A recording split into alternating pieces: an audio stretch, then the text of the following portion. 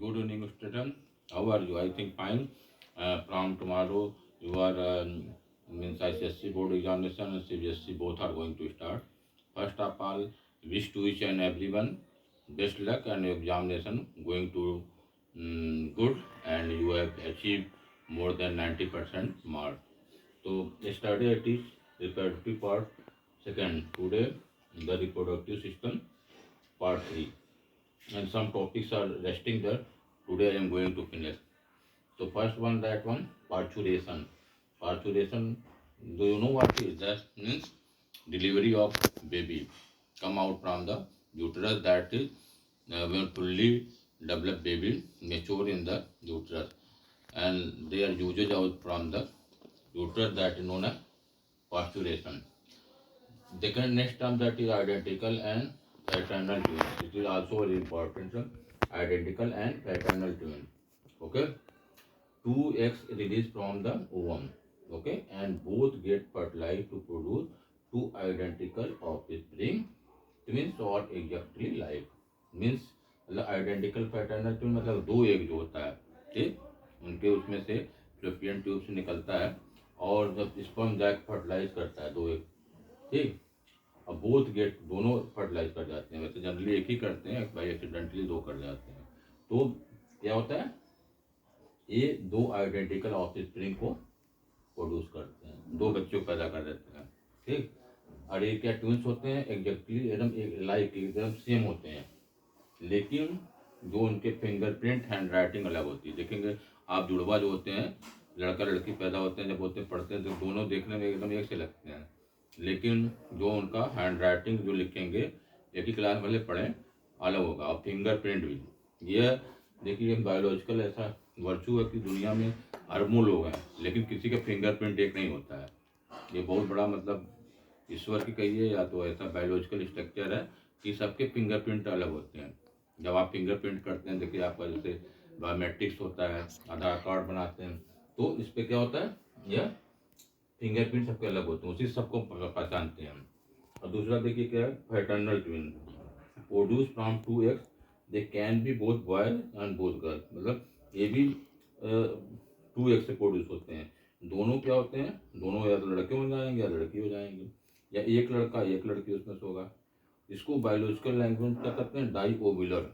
Die ovules mean ovum, di mean दो, या die zygotic twins कहते हैं। ये बायोलॉजिकल लैंग्वेज है, वैसे जनरली लोग ट्विंस कहते हैं, लेकिन बायोलॉजिकल लैंग्वेज ऐसे कहते हैं, ठीक। अब देखिए जैसा कि आप फर्टिलाइजेशन देख रहे हैं, या इसमें ये स्पर्म जा रहा है इसके अंदर, ये ओवम है, बाहरी लेयर क्या आपको दिखाई दे रही है, जोना पिक्यूलियर लाइट्स होते हैं, और ये कोरोना रेडिएटा है, इंटरनल लेयर। अब देखिए स्पर्म जो है जाग पेनिट्रेट कर रहा है, और इसके अंदर वाल को पेनिट्रेट करके अंदर ये चला जा रहा है, और इसकी विप लाइक स्ट्रक्चर जो ये जो है पूंछ जो है टेल होता है, ये निकल जाता है, ये मिड पीस है यहाँ पे, जा करके इसको जो है यहाँ पे ओवम को ऐसे फर्टिलाइज कर देगा। अब इसके जो है न्यूक्लियस स्पर्म के और ओवम के एक दूसरे से मिल के फ्यूज हो जाएंगे, फ्यूज हो जाएंगे तो क्या होगा, वो जाइगोट बनाएंगे, ठीक।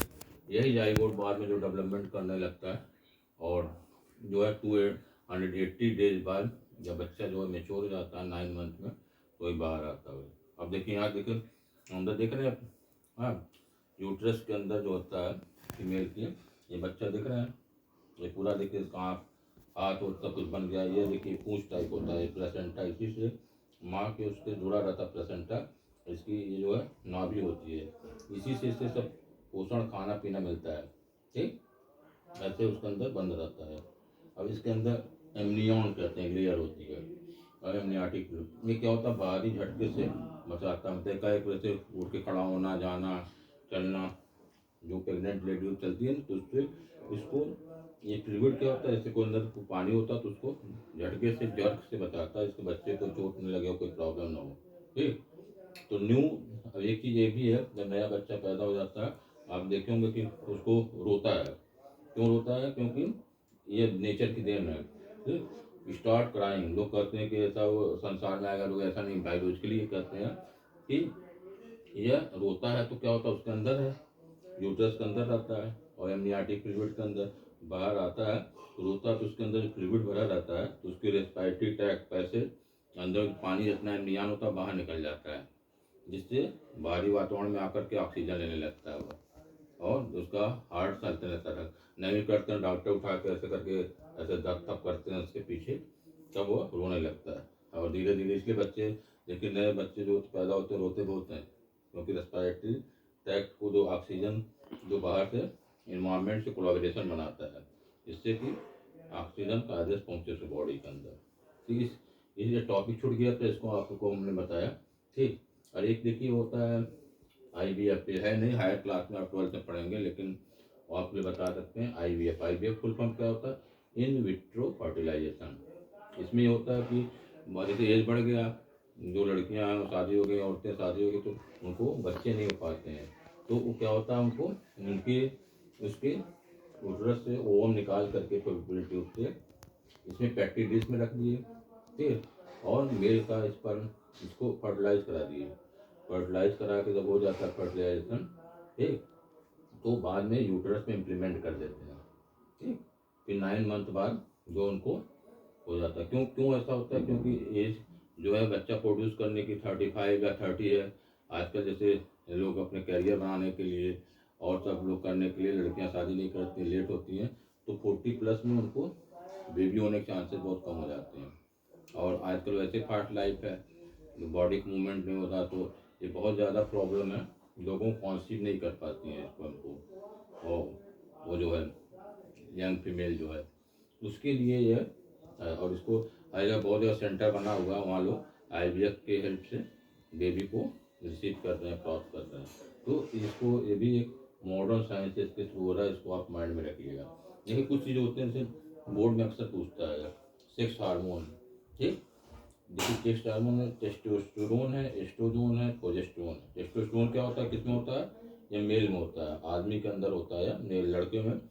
टेस्टोस्टेरोन जो टेस्टिस होती है उसकी पेनिस, उसी के अंदर टेस्टिस के अंदर ये होता है, जिससे उसके जो है ये ट्रांसफर करता है ना आपका जो फीमेल के अंदर जो है स्पर्म का। एस्ट्रोजन किसमें होता है?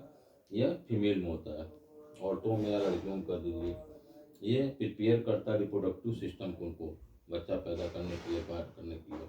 और प्रोजेस्टेरॉन क्या होता है कि आफ्टर ओव्यूलेशन, ठीक है, जब ओव्यूलेशन हो जाता है, जब जाइगोट बन जाता है, तो यह इसको जो है प्रोटेक्ट करता है और हमको जाइगोट बनाने में हेल्प करता है।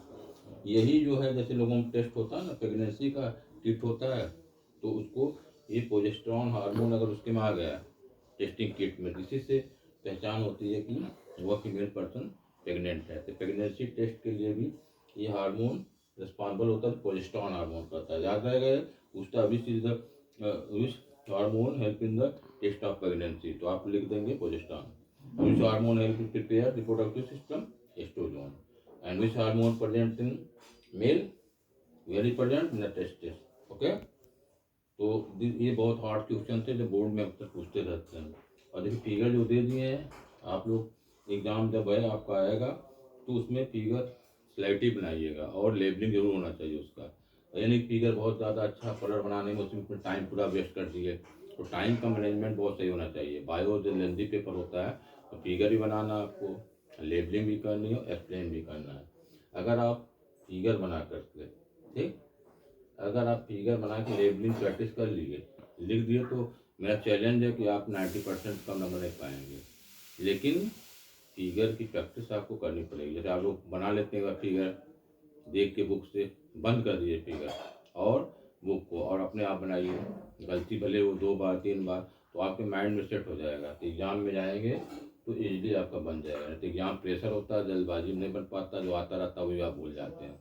इसलिए माइंड एकदम कॉम करके एकदम शांति से जितने हैं वो रिवाइज करिए, और एग्ज़ाम में आप एक तरीके से सिस्टमेटिक वे से उसको रिप्रेजेंट करिए। इस तरीके से मैंने आज जो है ये रिप्रोडक्टिव सिस्टम आपका पार्ट 3 मैं फिनिश कर दिया। इसके बाद जो इम्पोर्टेंट क्वेश्चन है, इसके हार्ड क्वेश्चन रिवीजन में देंगे, कौन कौन टॉपिक है, तो उसको हम देते रहेंगे। अब रिवीजन भी होता रहेगा और रैपिड रिवीजन कराएंगे आपका, ठीक, रैपिड रिवीजन कराएंगे जिससे आपकी सब कॉन्सेप्ट क्लियर होगा। अब देखिए लास्ट में मेरा ये है कॉन्टैक्ट नंबर नोट कर लीजिए इसको। तो अगर आपको मेरा ये सब अच्छा लग रहा है टीचिंग स्टाइल, तो लाइक और सब्सक्राइब कीजिए, ये हमारे लिए बूस्ट का काम कर रहा है। ठीक, I am not asking to money anything, only you like and subscribe my video, then I'm motivated and giving to more and more video which are very useful and motivated video.